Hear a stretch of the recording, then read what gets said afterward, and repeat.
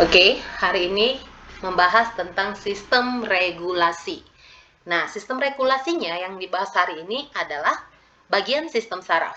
Masih ingat ya, sistem regulasi itu dibagi menjadi 3, ada sistem saraf, sistem indera, dan sistem endokrin. Hari ini membahas di sistem sarafnya. Apa sih sistem saraf itu? Apa itu sistem saraf?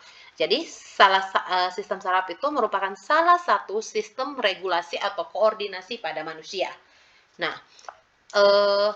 sistem saraf memiliki fungsi untuk menerima dan meneruskan rangsang. Menerima dan meneruskan yang namanya impuls. Itu adalah fungsi dari si sistem saraf. Lihat gambar di depan. Nah, ini adalah gambar neuron. Neuron atau sering kita sebut juga si sel saraf. Sel saraf si neuron itu satu sel ini. Berarti ini ada 2 sel saraf ya di gambar ini. Nah, kita akan mengenal bagian-bagian dari sistem saraf ini. Kita akan membahas bagian-bagian dari sistem saraf.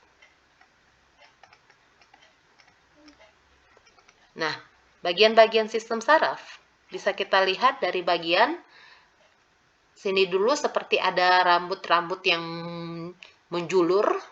Ini namanya adalah dendrit. Dendrit ini fungsinya adalah menerima rangsang.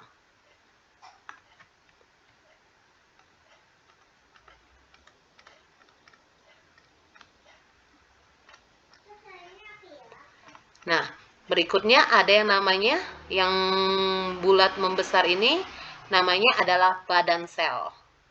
Badan sel, terus di tengahnya ada nukleus. Nukleus pasti sudah membahas yang namanya organel-organel sel ya. Organel sel, nukleus itu berfungsi untuk mengatur atau mengendalikan aktivitas seluruh sel. Nah, berikutnya ada yang panjang ini ya, di sini juga ada. Yang panjang ini namanya adalah akson atau sering disebut neurit. Yang panjang ini namanya akson. Nah, si akson ini atau neurit ini fungsinya adalah meneruskan rangsangan. Ini ada akson ya. Akson ini fungsinya adalah meneruskan rangsangan.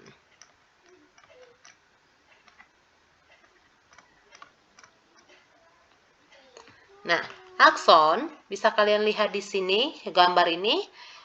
Kita bisa lihat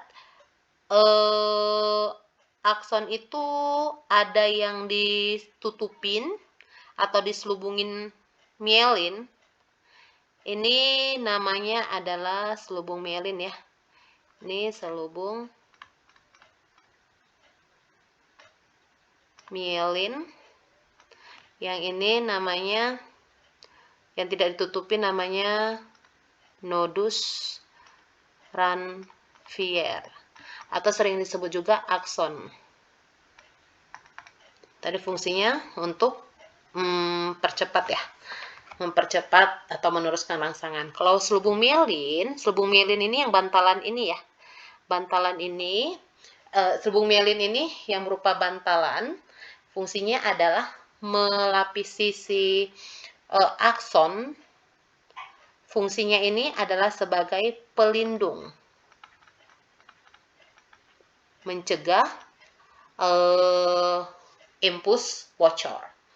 Nah, di sini bisa kalian lihat ada kayak inti ya sebenarnya di tengah gambar ini. Nah, ini namanya adalah sel swan. Inilah yang menghasilkan si selubung mielin.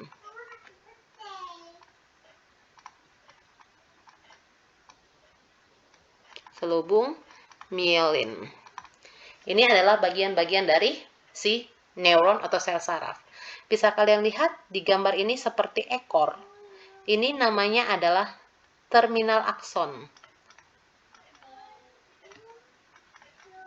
Nanti terminal akson akan berhubungan dengan badan sel yang lainnya. Seperti ini ya, ini badan sel dan dendrit atau sering kita sebut kepala, dia akan menempel dengan ekor. Akson itu ekor. Nah, jadi ada akson, kepala atau ekor, kepala, nanti sini ada ekor, nanti ada kepala lagi. Seperti itu sampai panjang ya sel saraf kita. Jadi nanti di ini ada terminal akson, terus di sininya ada yang namanya sinapsis nih. Penghubungnya ya, penghubung sel saraf. Bisa kalian lihat di sini. Nah, ini sinapsis. Ini adalah penghubung sel saraf yang satu dengan sel saraf lainnya. Oke, ini tadi si nodus transfernya yang tidak ditutupi oleh si selubung melin. Ini si selubung melinnya ini sebenarnya bantalan lemak ya, makanya ada pelindung yang dihasilkan oleh si sel Schwann. Kelihatan jelas ya? Ini dia seperti ini. Di sini nanti ini terminalnya, di sini si sinapsisnya. Oke. Berikutnya kita membahas si sistem saraf itu dibagi menjadi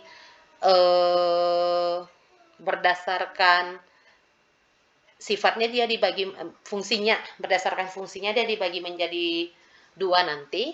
Ada si saraf, bukan berdua sih, tiga. Ada saraf sensoris, motoris, dan asosiasi. Kita bahas dari sensori dulu. Sensoris ini merupakan penghubung.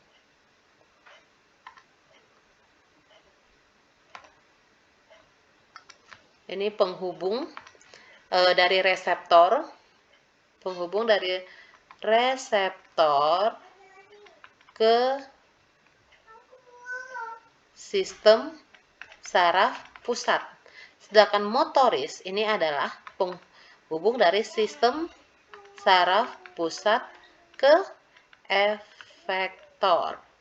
Nah, di sini ada nih, ada dua kelompok dari asosiasi. Asosiasi itu adalah penghubung juga ya. Kalau di sini ada dua tipe, konektor dan adjustor. Kalau konektor itu sesama. Kalau di sini adjustor beda. Maksudnya gimana? Kita bisa lihat sini.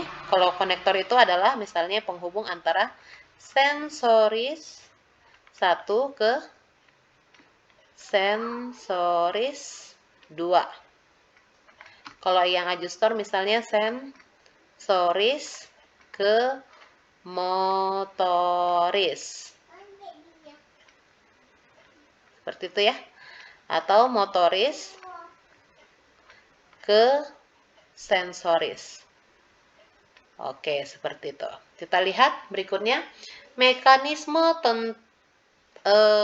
pengantaran impuls. Bisa kita lihat di gambar di sini, mekanisme pengantaran impuls. Ini adalah gambar mekanisme pengantaran impuls. Ini adalah prasinaps. Ini adalah pasca sinaps. Sedangkan ini adalah sinapsis. Oke ya, seperti itu. Nah, di sini ada gambar ya.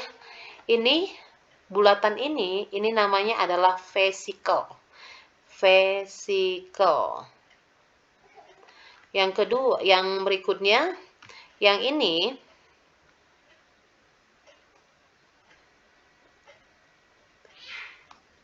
adalah neuron. Yang ini adalah impuls. Nah, jadi di sini kita lihat ya, prasinaps itu, prasinaps ada di akson. Sedangkan pasca sinaps itu ada di dendrit. Tempat terjadinya ini prasinaps di akson, pasca sinaps itu di dendrit. Ini adalah sinapsis atau sering disebut celah. Misalnya, kita lihat vesikel ini akan menangkap yang namanya rangsangan. Kemudian rangsangan akan dibungkus vesikel, lalu di bawah kemudian diantarkan ke bagian dendrit. Di sini yang membawa si impuls ini adalah si neurotransmitter. Neurotransmitter ini apa? Neurotransmitter ini adalah cairan kimia atau zat kimia yang bertugas untuk menghantarkan impuls. Jadi, yang membawa si impuls atau si rangsangan tadi adalah si neurotransmitter. Nah, kalau kita lihat neurotransmitter atau zat kimia yang berfungsi atau bertugas mengantarkan impuls, itu di kehidupan kita sehari-hari yang mungkin familiar sama kita itu, contohnya yang pertama ada asetilkolin ya, asetilkolin. Yang kedua itu serotin dan dopamin. Jadi, rangsangan akan diterima oleh si akson, kemudian akan dibungkus sama si vesikel yang dibawa oleh si neurotransmitter, baru akan diteruskan ke bagian dendrit seperti itu. Nah, berikutnya kita bisa lihat ini adalah mekanisme penghantaran impuls atau rangsangan. Jadi ada 3, ini yang melalui neuron ya, ada 3, polarisasi, depolarisasi, dan repolarisasi. Polarisasi itu artinya ada rangsangan. Tidak ada rangsangan ya, polarisasi itu tidak ada rangsangan. Depolarisasi ada rangsangan, repolarisasi kembali ke kondisi semula. Kita lihat. Nah, pada saat polarisasi ini kan di tubuh kita itu seperti ini ya. Bisa dilihat di gambar kondisinya, di luar adalah positif, kan di luar adalah negatif, di luar positif, di luar negatif. Nah, ketika ini terjadi kondisi saat kita tidak ada rangsangan, ini kondisinya adalah pintu si Na, ini kan Na ya, pemindahan Na plus sama K plus. Jadi di sini pada saat mereka bentuknya seperti ini, polarisasi, pintu Na dan kalium ini adalah tertutup. Nah, kemudian depolarisasi ada rangsangan nih. Si Na yang ada dari luar bisa masuk ke dalam. Kenapa? Karena pintu Na-nya terbuka. Jadi Na-nya bisa masuk. Kondisi yang awalnya di luarnya adalah positif. Nah, sekarang berubah nih menjadi negatif. Yang di luar negatif ya, yang di dalam jadi positif. Yang di luar negatif jadi positif. Nah, kemudian setelah dilanjutkan terus sampai beres rangsangannya, nanti kemudian akan terjadi yang namanya repolarisasi kembali ke dalam bentuk semula. Kenapa? Karena rangsangannya sudah disampaikan. Ya pasti yang si pintu Na-nya tadi, Na plusnya terbuka, ya di tahap repolarisasi, si repolarisasi ini pintu si K plusnya juga ikut terbuka. Makanya kondisinya yang awalnya tadi di luar negatif di tahap ini, jadi berubah lagi ke kondisi semula, positif. Ini positif, ini negatif, seperti itu ya. Ini adalah sistem saraf. Nanti kita akan lanjut ke video berikutnya untuk membahas tentang pengelompokan sistem saraf yang menjadi 2, yaitu otak dan sumsum tulang belakang. Silakan boleh dilihat video berikutnya. Bye.